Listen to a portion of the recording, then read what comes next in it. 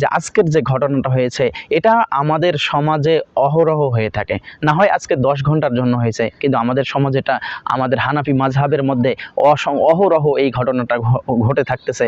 কেন? এটা হিল্লা বিবাহ। আরে মাযহাবে হিল্লা বিবাহ আছে, কিন্তু হাদিসের মধ্যে হিল্লা বিবাহ নেই।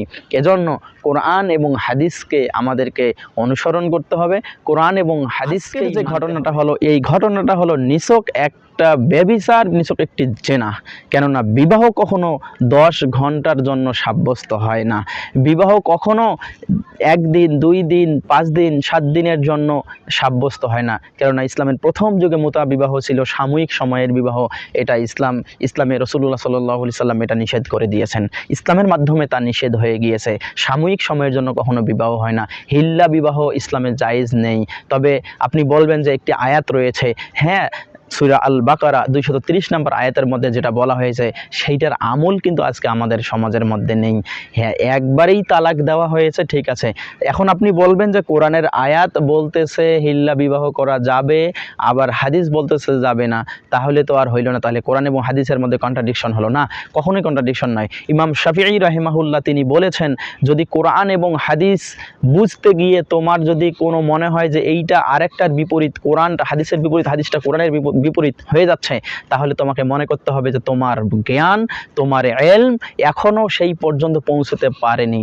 তার মানে আমরা বুঝতে পারলাম আমাদের জ্ঞান, আমাদের ইলম এখনও ওই পর্যন্ত পৌঁছতে পারেনি যে হাদিস, কোরআন এবং হাদিসের এইটা মিল, সামঞ্জস্যতা কোথায়। কোরআন এবং হাদিসের মধ্যে কখনো কোনো সামঞ্জস্য, কখনো কোনো অসামঞ্জস্যপূর্ণ কথা থাকবে না, সব সময় সামঞ্জস্যপূর্ণ থাকবে। কারণ আল্লাহ সুবহানাহু ওয়া তাআলা কোরআন নাজিল করেছেন এবং আল্লাহ সুবহানাহু ওয়া তাআলা হাদিসও নাজিল করেছেন। তাহলে আজকে আমরা বুঝতে পারলাম যে আজকের যে ঘটনাটা হয়েছে এটা আমাদের সমাজে অহরহ হয়ে থাকে। না হয় আজকে 10 ঘন্টার জন্য হয়েছে, কিন্তু আমাদের সমাজে এটা আমাদের হানাফি মাযহাবের মধ্যে অহরহ এই ঘটনাটা ঘটে থাকতেছে। কেন? এটা হিল্লা বিবাহ। আরে মাযহাবে হিল্লা বিবাহ আছে, কিন্তু হাদিসের মধ্যে হিল্লা বিবাহ নেই। এজন্য কোরআন এবং হাদিসকে আমাদেরকে অনুসরণ করতে হবে, কোরআন এবং হাদিসকেই মানতে হবে। রাসূলুল্লাহ সাল্লাল্লাহু আলাইহি ওয়াসাল্লাম আমাদের মাঝে দুটি জিনিসে রেখে গিয়েছেন, যেটা মিশকাতুল মাসাবি 186 নম্বর হাদিসের মধ্যে আমরা পাবো। রাসূলুল্লাহ সাল্লাল্লাহু আলাইহি ওয়াসাল্লাম বলেছেন, তারাকতু ফীকুম আমরাইন লান তাদিল্লু মা তামাসসাকতুম বিহিমা কিতাবাল্লাহি ওয়া সুন্নাত রাসূলিহি। আমি তোমাদের মাঝে দুটি জিনিস রেখে যাচ্ছি, তোমরা ততক্ষণ পর্যন্ত পথভ্রষ্ট হবে না যতক্ষণ পর্যন্ত এই দুইটা জিনিসকে আঁকড়িয়ে ধরবে। তা হচ্ছে কোরআন এবং সুন্নাহ। তার মানে কোরআন এবং সুন্নাহকে আমরা যদি আঁকড়িয়ে ধরি, কোরআন এবং রসুলের সুন্নাহকে যদি আমরা আঁকড়িয়ে ধরি, তাহলে আমরা ক্ষতিগ্রস্ত হব না।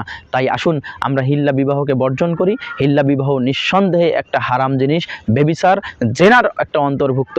অতএব আমরা অবশ্যই এই জেনা ব্যভিচার থেকে দূরে থাকি। আল্লাহ সুবহানাহু ওয়া তাআলা আমাদের সকলকে জেনা ব্যভিচার থেকে দূরে থাকার তৌফিক দান করুন এবং আল্লাহ তাআলা আমাদেরকে ইসলামকে পরিপূর্ণ বুঝার তৌফিক দান করুন। আল্লাহুম্মা আমিন।